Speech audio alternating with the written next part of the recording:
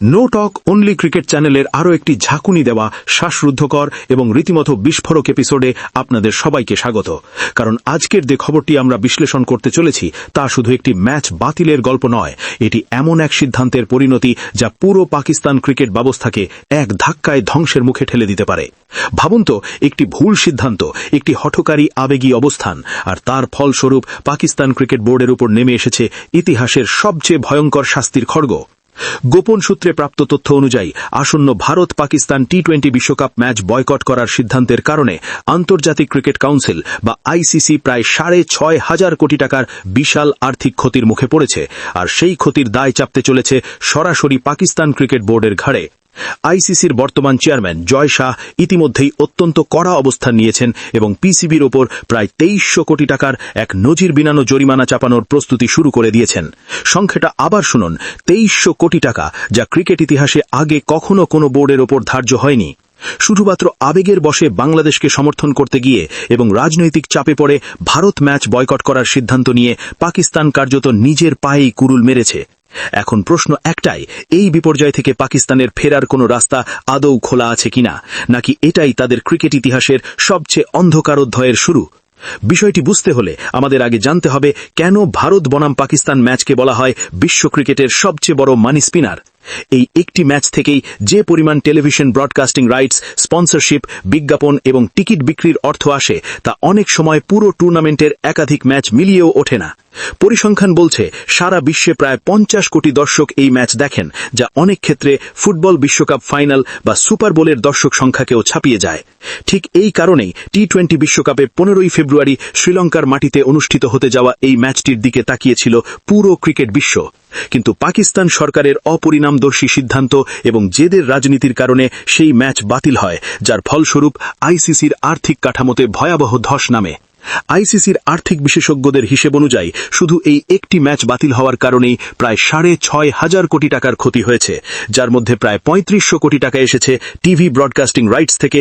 Sponsor ও বিজ্ঞাপনদাতাদের প্রায় 2000 কোটি টাকা বিনিয়োগ বাতিল হয়েছে এবং টিকিট বিক্রি ও গেট মানি থেকে প্রায় 500 কোটি টাকা একেবারে জলে গেছে।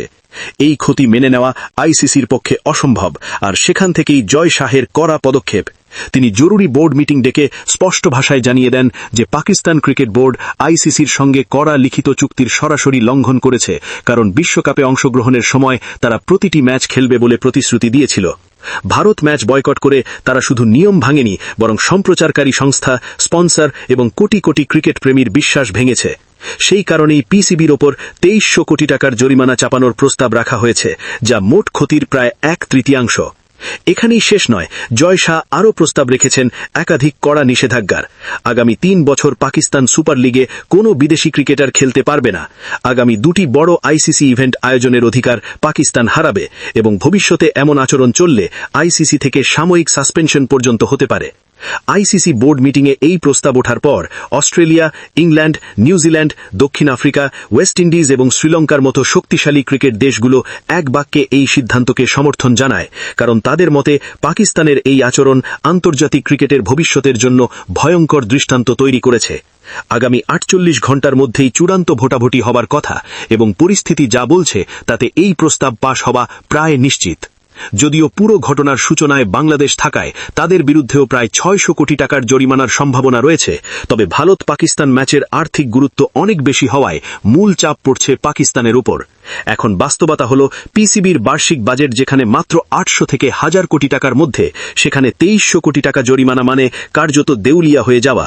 তাদের আয়ের বড় অংশ আসে আইসিসি রেভিনিউ শেয়ার এবং পিএসএল থেকে, আর এই জরিমানা দিতে গেলে আগামী 3 বছরের সমস্ত আয় আইসিসির হাতে তুলে দিতে হবে, যার ফল হবে ঘরোয়া ক্রিকেট বন্ধ, নতুন প্রতিভা তৈরির পথ রুদ্ধ, ক্রিকেটারদের বেতন বন্ধ এবং অবকাঠামো ধ্বংস।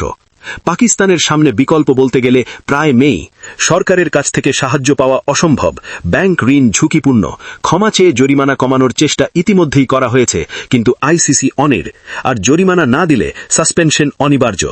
সৌরভ গাঙ্গুলি, হর্ষ ভোগলের মতো ক্রিকেট বিশেষজ্ঞরাও জয় শাহের অবস্থানকে সমর্থন করে বলেছেন, ক্রিকেটকে রাজনীতির মঞ্চ বানানোর ফল এটাই। পাকিস্তান ভেবেছিল তারা চাপ তৈরি করবে, কিন্তু সেই চাপ শেষ পর্যন্ত নিজের বুকেই বিস্ফোরিত হয়েছে। এখন প্রশ্ন একটাই, পাকিস্তান ক্রিকেট কি এই সর্বনাশা ঝড় সামলে আবার ঘুরে দাঁড়াতে পারবে, নাকি এটাই তাদের পতনের শুরু? আপনার মতামত কমেন্টে জানান। ভিডিও ভালো লাগলে লাইক ও শেয়ার করুন, আর এমন সব বিস্ফোরক ক্রিকেট বিশ্লেষণ পেতে এখনই নো টক অনলি ক্রিকেট চ্যানেলটি সাবস্ক্রাইব করে বেল আইকন চাপতে ভুলবেন না।